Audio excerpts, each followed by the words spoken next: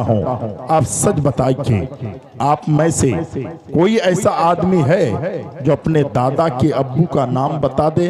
हर आदमी कहेगा मंजर नवाज, मेरे बाप के अब्बू का नाम मुझे कैसे पता होगा? यानी दादा के दादा का नाम किसी को पता नहीं, लेकिन मेरे गरीब नवाज का नाम बच्चे बच्चे को पता है। गौसे आजम का नाम बच्चे बच्चे को पता है। अलाहुल हक पन्नवी का नाम बच्चे बच्चे को पता है। खुदा की कसम आला हजरत का नाम बच्चे बच्चे को पता है। सवाल क्या है? रीजन क्या है? वजह क्या है? सबब क्या है? जिस दादा ने हमें जमीन दी हमने उसे भूल गए। जिस नाना के नाना ने हमें अच्छे घर में रिश्ता करवाया आज हम उसको भूल गए। लेकिन उर्से इमादुद्दीन में आने वालों, तुम्हें इनसे कौन सा राबता है? तुम्हारे ये रिश्तेदार हैं? नहीं। तुम्हारे खानदान के हैं? नहीं। तुम्हारे कबीले के हैं? नहीं। तुम्हारे शहर के हैं? नहीं। लेकिन इनसे तुम्हें कौन सा राबता है? तो एक जुमला सुनिए, जो अपने लिए जीता है, खानदान के लिए जीता है, कबीले के लिए जीता है, बेटा बेटी के लिए जीता है, रिश्तेदार के लिए जीता है, जमीन और जायदाद के लिए जीता है, कारोबार के लिए जीता है, दौलत के लिए जीता है। जब वो दुनिया से चला जाता है तो 40 दिन के बाद उसके चाहने वाले उसे भूल जाते हैं। लेकिन जो इंसान अल्लाह उसके रसूल की मोहब्बत के लिए जीता है, नबी की शरीयत के लिए जीता है, मुस्तफा के कानून के लिए जीता है, सुबह होती है तो खुदा की रजा के लिए, शाम होती है तो खुदा की रजा के लिए वो चले जाते हैं, कयामत तक उसका नाम लेने वाला ज़मीन पर जिंदा होता है। नारे तकबीर, नारे रिसालत, नारे गौसियत, उलमाए अहले सुन्नत, फैज़ान औलिया इकराम, करामत औलिया इकराम, आदत औलिया इकराम, हजरत वो भी इंसान है, आप भी इंसान हैं। वो भी किसी माँ का बेटा है, आप और हम भी किसी माँ के बेटे हैं। उसका भी कोई बाप है, हमारा भी बाप है। लेकिन फर्क क्या है कि उनका नाम लेने वाले इस कदर हैं। आज मुझे कोई कुछ कह दे, मैं फौरन जलाल में आ जाता हूँ। तवज्जो चाहता हूँ, थोड़ी देर इधर देखें। सुनना चाहते हैं? सुनना चाहते हैं? थोड़ी देर सुनिए। अल्हम्दुलिल्लाह बड़ी मोहब्बत करता हूँ मैं इस बस्ती से और बस्ती वालों से। क्यों? क्योंकि मैं कुछ दिन पहले आया था, इन लोगों ने बड़ी मोहब्बत से नवाजा था। फिर लॉकडाउन में दावत भी हुई थी, किसी कारण प्रोग्राम कैंसिल हुआ। क्या हुआ मैं तो ज्यादा तवज्जो नहीं देता हूँ, क्योंकि मैं जानता हूँ रिस्क देना मेरे रब की जात है। हाँ, कहाँ पहुंचाएगा ये मेरा रब जानता है। हम और आपकी सोच थोड़ी सी हुआ करती है। आज अगर मुझे कोई कुछ कह दे, क्या मैं बर्दाश्त करूंगा? अल्लाह वाले कैसे होते हैं। मेरे गरीब नवाज की एक बात मुझे याद आती है।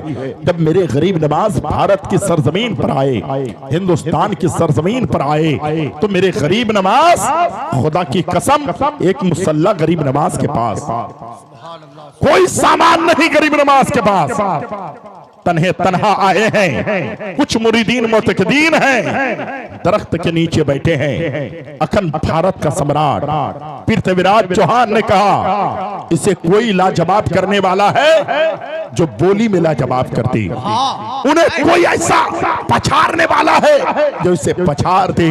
जब इसे पछाड़ दिया जाएगा तो अजमेर से भगा दिया जाएगा, हिंदुस्तान से निकाल दिया जाएगा। मशवरा किया। एक पंडित बड़ा तिलक लगा के कहा, मुझे अपनी संस्कृत जबान में बहुत नाज है, मुझे अपनी तालीम पर बहुत नाज है, मुझे अपनी पढ़ाई पर बहुत नाज है, मैं बहुत कुछ जानता हूं, और मैं जब सवाल करूंगा भारत के गरीब नवाज से, मोइनुद्दीन से, तो वो लाजवाब हो जाएगा। पृथ्वीराज चौहान ने कहा, तुम जो चाहोगे हम दे देंगे। उसने कहा ठीक है, मैं उसे जाके लाजवाब कर देता हूं, उसे जो है जलील कर देता हूं। मेरे भाई, तुम कौन होते हो किसी को जलील करने वाले? तुम कौन होते हो किसी को रुसवा करने वाले? कुरान मेरा फरमाता है, व तुइज़्ज़ु मन तशा व तुज़िल्लु मन तशा बियदिकल खैर इन्नका अला कुल्लि शैइन कदीर। इज्जत देने वाली जात मेरे रब की है, जलील व खार करने वाली जात भी मेरे। तुम किसी को जलील नहीं कर सकते, तुम किसी को इज्जत नहीं दे सकते। तारीख गवाह है पृथ्वीराज चौहान ने जब उस पंडित को भेजा, अल्लाह वाले कैसे होते हैं, ऐसे ही नाम रोशन होता है।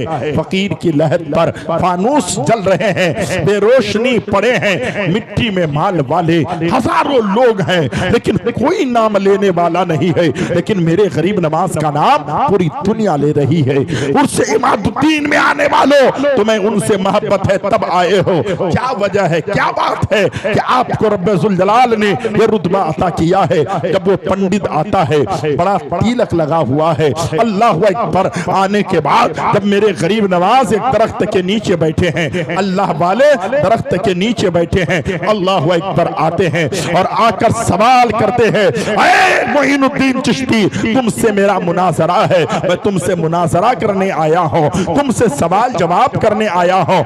आप और हम होते तो तेवर में आ जाते, तुम में औकात क्या है कि तुम मुझसे मुनाजरा करोगे, तुम कौन हो मुझसे बातें करने के लिए आए हो। लेकिन मेरे गरीब नवाज ने ये नहीं कहा, अल्लाह वाले ने ये नहीं कहा, बल्कि गरीब नवाज ने फरमाया, आप काफी दूर से आए हैं, आप बहुत दूर से आए हैं, एक काम करें, थोड़ी देर आप बैठ जाएं। अल्लाह अकबर, जरा गौर से सुनिएगा, अगर मुझे गाली देने वाले को मैं मोहब्बत से नहीं बिठा सकता हूं, मेरा नफ्स मुझे कहेगा, अरे ये तुमसे मुनाजरा करने आया है, इसकी औकात क्या है। लेकिन जो लोग अपने नफ्स को मार देता है, आज अभी जो लोग उठ के जा रहे हैं, इनका नफ्स कहता है, अरे तकरीर में रखा क्या है, चलना दुकान में, आंखों की भी दीदार करवाते हैं, सहन को भी फ्रेश करवाते हैं। अरे नादान, तुझे मालूम नहीं है, तेरी आंखें अगर ज़िना करेगी तो कयामत के मैदान में इस आग को भी जो है आग के शोले में जलाया जाएगा, जहन्नम के ईंधन में जलाया जाएगा।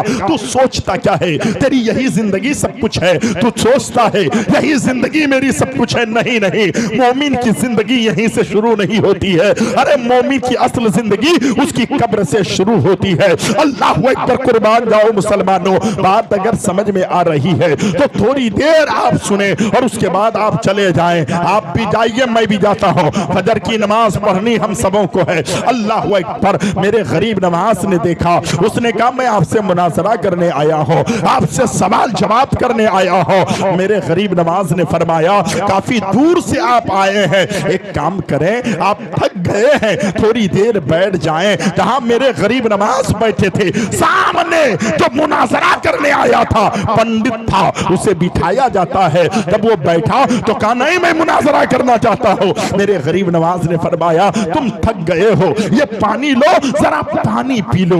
अल्लाह अकबर, वो पानी पिया, गिलास रखा और कहा, ऐ मोइनुद्दीन चिश्ती, मैं तुमसे मुनाजरा करना चाहता हूं। मेरे गरीब नवाज ने मुस्कुरा कर कहा, कल का दिन बाकी है, रात भर आराम कीजिए, कल मुनाजरा कर लीजिएगा, आप थक गए हैं, खाना खा लीजिए। जब खाना पेश किया गया, उसने एक निवाला लिया, हल्के से नीचे जो है वो निवाला नहीं आया था। अब उसके दिल ने सोचने पर मजबूर हो गया, उसका दिल कहने लगा, अरे ये कैसा इंसान है, मैं इनसे मुनाजरा करना चाहता हूं, ये मुझे पानी पिला रहा है, मैं इससे जो है सवाल जवाब करने आया हूं, ये मुझे बिठाते हैं, मैं इनसे जो है मुनाजरा करना चाहता हूं, इन्हें मैं जलील करना चाहता हूं, और ये मुझे खाना खिलाता है। इसका दीन कितना अच्छा है, इनका मजहब कितना अच्छा है, इनका अकीदा कितना अच्छा है, जो इनके दुश्मन बनकर आए उनके साथ इनका बिहेव कितना अच्छा है, इनका किरदार कितना अच्छा है। तब इनका किरदार इतना अच्छा है तो ये जिस नबी का कलमा पढ़े हैं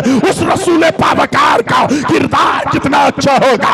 अभी हल्के से नीचे एक निवाला जाता है, दिल की दुनिया बदल जाती है। पंडित ने कहा, अगर मजहब रुए जमीन पर सबसे अच्छा है तो आपका है, अगर दीन सबसे अच्छा है तो वो आपका है। ऐ मोइनुद्दीन, अब मुनाजरा नहीं करना चाहता, तू जिस नबी का कलमा पढ़ा है हमें उस नबी का कलमा पढ़ा दे, हम मुसलमान होना चाहते हैं, हम इस्लाम कबूल करना चाहते हैं। सुभान अल्लाह, या रसूल अल्लाह, जिंदाबाद जिंदाबाद।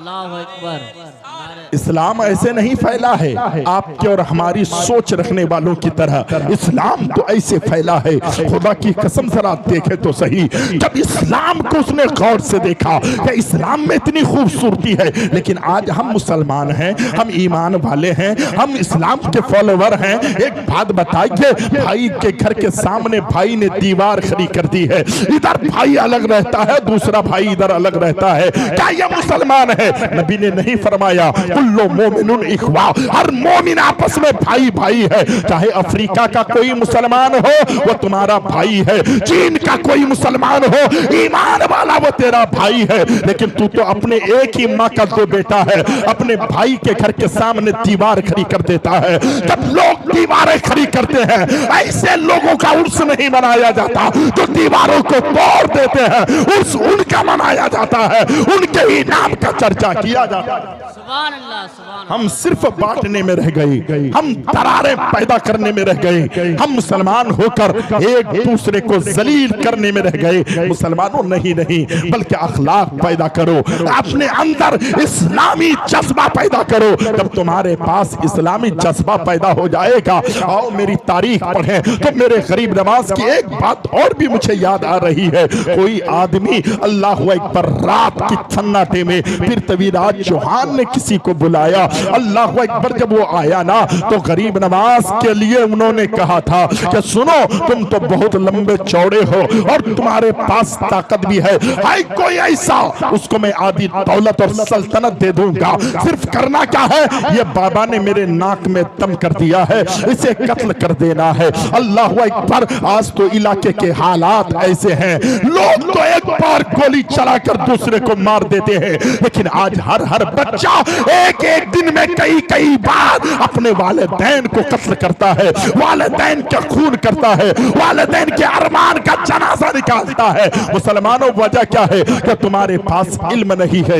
इल्म अगर आ जाता तो हसद करना छोड़ देते, इल्म हो जाता तो किसी की बुराई करना छोड़ देते। नबी फरमाते हैं अन्नासु कुल्लुहुम मौता इल्लल आलिमून, आका फरमाते हैं सारी दुनिया के लोग मुर्दे हैं। या रसूल अल्लाह, जो खाता है वो मुर्दा है, या रसूल अल्लाह जो पीता है वो मुर्दा है, या नबी अल्लाह जो पकड़ता है वो मुर्दा है, जो चल रहा है वो मुर्दा है, जो सो रहा है वो मुर्दा है, जो जाग रहा है वो मुर्दा है। मेरे नबी ने फरमाया हाँ वो सब कोई मुर्दा है। या नबी अल्लाह फिर जिंदा कौन है? आका फरमाते हैं सारी दुनिया के लोग मुर्दे हैं, जिंदा वो है जिसके पास इल्म है। जोर से बोलो ना, जोर से बोलो। मुझे अफसोस हो रहा है, बहुत अफसोस होता है। अभी मेरे एक भाई आए थे, रास्ते में कह रहे थे कि हजरत मैंने अभी आपको 26 तारीख को कल्याण में देखा मुंबई में, और इतने मजमे नहीं थे, पूछ सकते हैं उनसे। खुदा की कसम इस तरीके से लोग बैठते हैं, ऐसा महसूस होता है कि हम दीन की बातें यहाँ बताएं, लेकिन यहाँ अफरा तफरी का माहौल। कहीं रहेगा पेशाब की हाजत नहीं होती, यहाँ बैठते ही पेशाब की हाजत होती है, यहाँ बैठते ही खुराफात उसके जहन में आता है। मेरे आला हजरत का दो शेर सुने, इजाजत है? कितने लोग सुनेंगे? हाथ उठा के कहते हैं या रसूल अल्लाह, लहरा के कहें या रसूल अल्लाह। सुने हुजूर। अर्श की अकाल दांग है, इस शेर को हर आदमी नहीं समझ सकता, लेकिन आपको सुभान अल्लाह कहना है। अर्श की अकाल दांग है, चरख में आसमान है। सुभान अल्लाह, सुभान अल्लाह। अर्श की अकाल दांग है, चरख में आसमान है। अर्श की अकाल दांग है, चरख में आसमान है। जाने मुराद अब किधर, जाने मुराद अब किधर, हाय तेरा मकान है। रात नहीं समझ में आई ना? अगर मेरे नबी ना होते तो ये सूरज, ये चांद, सितारे, आसमान, जमीन कुछ ना होते। आला हज़रत फरमाते हैं वह जो न थे तो कुछ न था, वह जो न थे तो कुछ न था, वह जो न हो तो कुछ न हो,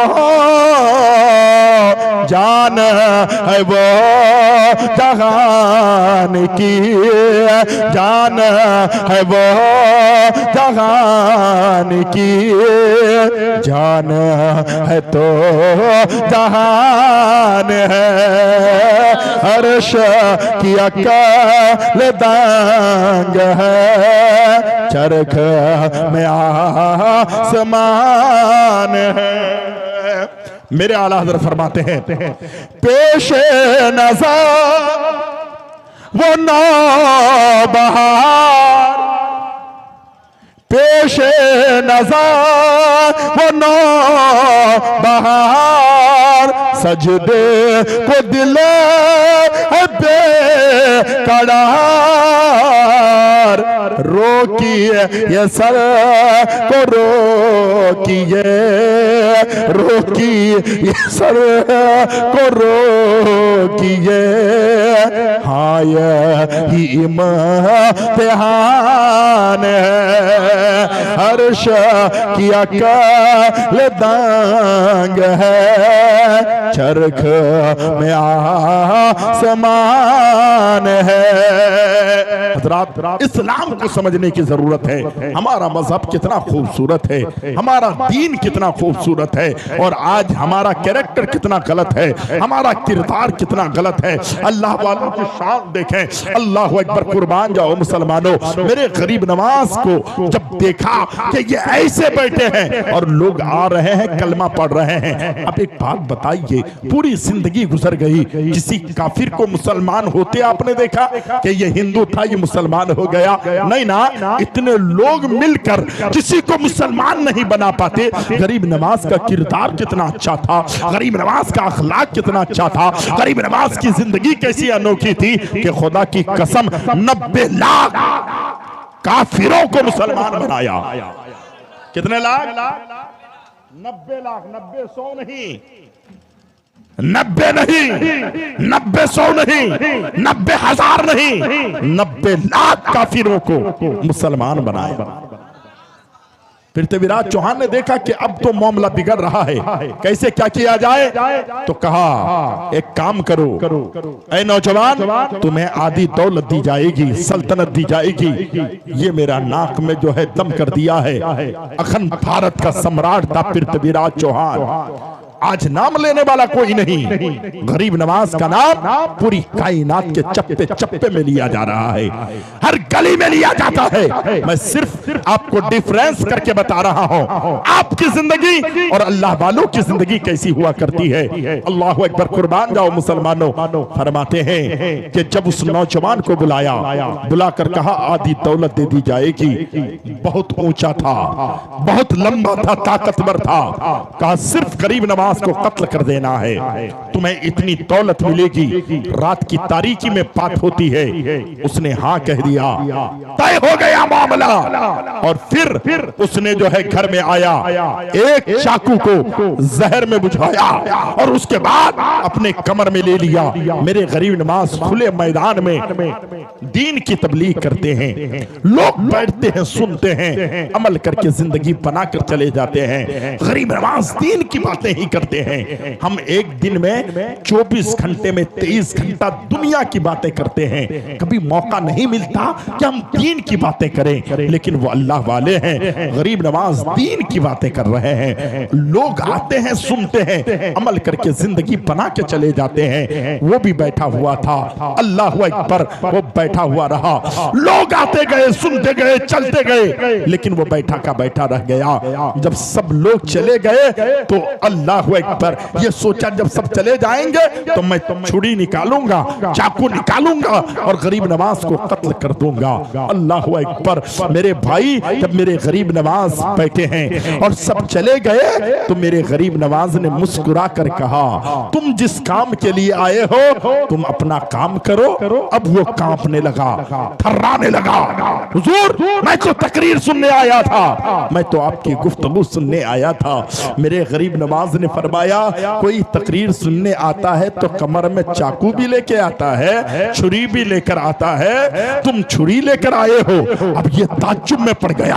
रात की तारीकी में मैंने कमर में जो है छुरी छुपाया है, इन्हें कैसे पता है, इनको कैसे मालूम है?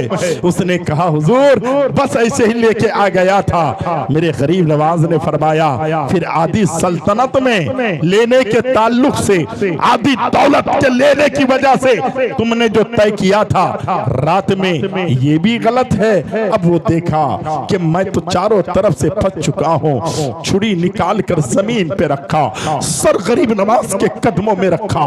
फरमाते हैं हुजूर मैंने जो गुनाह किया है, मैंने जो पाप किया है, मैंने जो गलती की है, इसकी सजा तो ऐसी मिलनी चाहिए मेरे सर को तन से जुदा कर दें। मैंने इतना बड़ा पाप किया है, एक अल्लाह वाले को कत्ल का मंसूबा बनाकर मैं आया हूँ और आपको पता चल गया है। इसी छुरी से मेरी गर्दन काट दीजिए, मुझे मार दीजिए। मेरे गरीब नवाज ने क्या फरमाया था? मेरे गरीब नवाज ने फरमाया, हम लोगों की जिंदगी लूटने के लिए नहीं आए हैं, हम लोगों को मारने नहीं आए हैं, बल्कि लोगों को जिंदगी देने के लिए आए हैं, लोगों को दुनिया में एक जज्बा ईमान देने के लिए आए हैं। अल्लाह अकबर। जब उसने ये देखा कि माफ करना क्या है, माफ करना एक उजाला है और जो है किसी के ऊपर जुल्म करना ये एक तारीकी है, तो मेरे गरीब नवाज ने माफ कर दिया। जब माफ कर दिया ना तो मेरे गरीब नवाज के हाथों में हाथ देकर कलमा पढ़ लिया,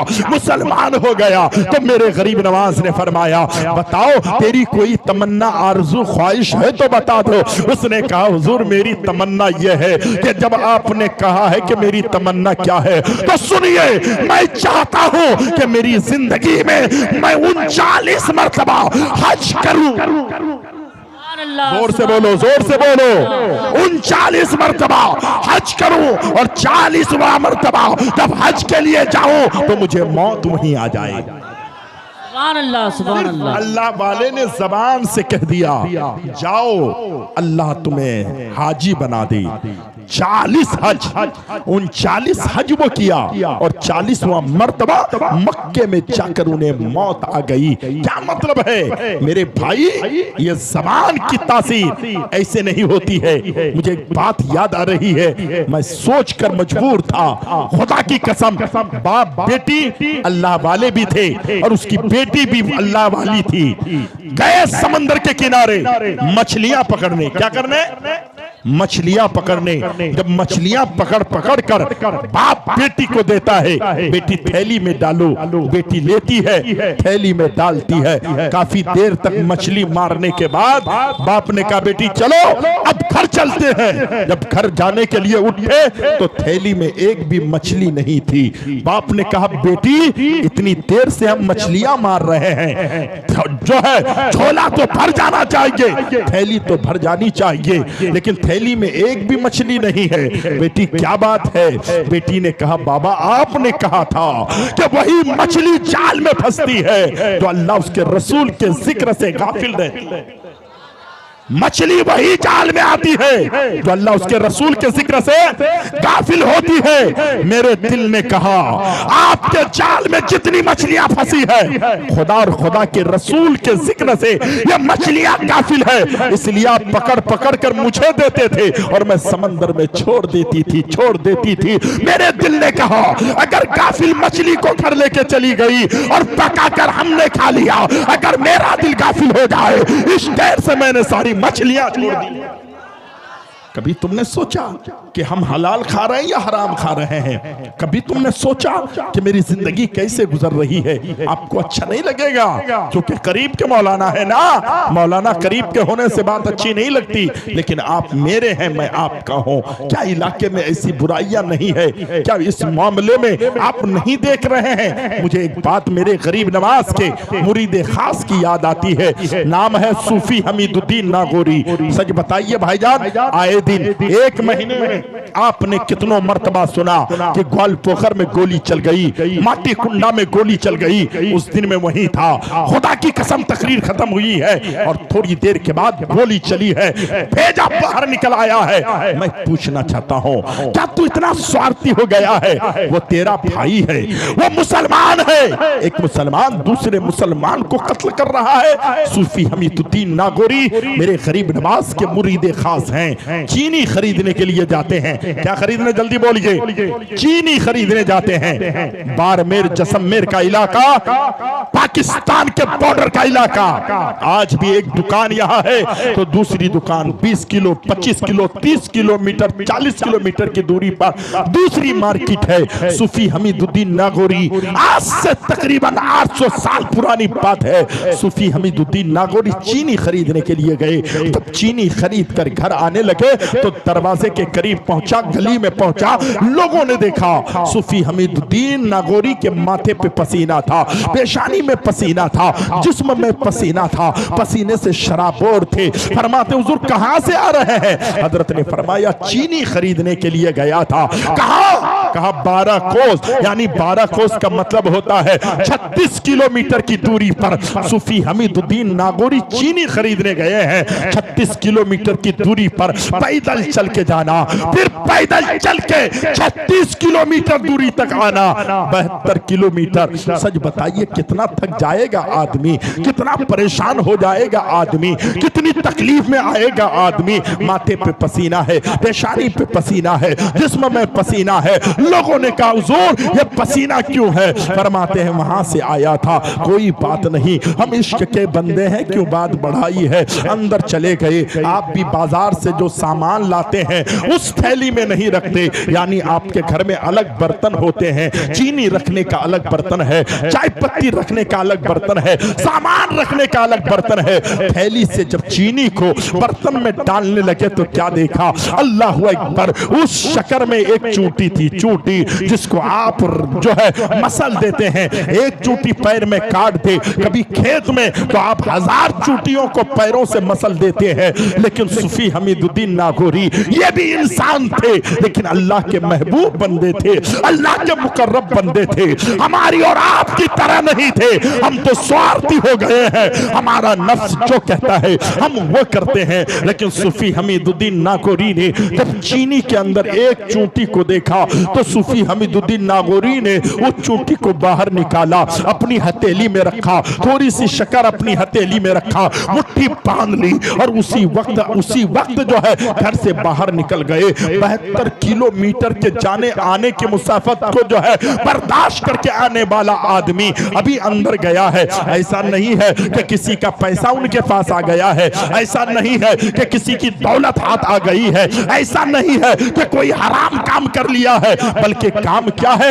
एक चूटी सिर्फ शक्कर में आई है, उसको उठाया, हथेली में रखा, शक्कर रखी और मुट्ठी बांध ली। उसी वक्त बाहर निकले। लोगों ने देखा, कहा हुजूर कहां जा रहे हैं? अभी तो आप आए थे। फरमाते हैं मैं जहां से आया था वहीं जा रहा हूं। हुजूर क्यों जा रहे हैं, क्या वजह है? उन्होंने कहा जाने दो, कोई बात है। किसी ने देखा कि हजरत की मुट्ठी बंद है, कहा हजरत मुट्ठी क्यों बंद है, जरा खोले। हजरत ने जब मुट्ठी खोल दी तो देखा थोड़ी सी शक्कर है, उसमें एक चूटी है। कहा हुजूर क्या मतलब है, हम इसे चूटी देख रहे हैं। हजरत ने फरमाया इसी चूटी को उसके मकान में छोड़ने जा रहा हो, इसी चूटी को उसके मकान में छोड़ने जा रहा हो। उन लोगों ने कहा था हुजूर इस चूटी ने तो आपसे नहीं कहा कि मेरा घर वहां है मुझे छोड़कर आना, मेरा मकान वहां है मुझे छोड़कर आना। चूटी ने तो कुछ भी नहीं कहा, आप छोड़ने क्यों जा रहे हैं? सूफी हमीदुद्दीन नागौरी ने कहा था, मेरे दिल ने कहा कहा ये चूटी का मकान वहां है, ये चूटी का घर वहां है, मैंने उसको उसके घर से बेदखल कर दिया है। मेरा दिल खौफे खुदा से लरसने लगा, कांपने लगा। मेरे दिल ने कहा एक चूटी को तुमने उसके घर से बेदखल कर दिया है, ऐसा ना हो कि खुदा तुझे तेरे घर से बेदखल कर दे। इस खौफ से चूटी को उसके मकान में छोड़। सुभान अल्लाह बेशक। इंसान बनने की कोशिश करो।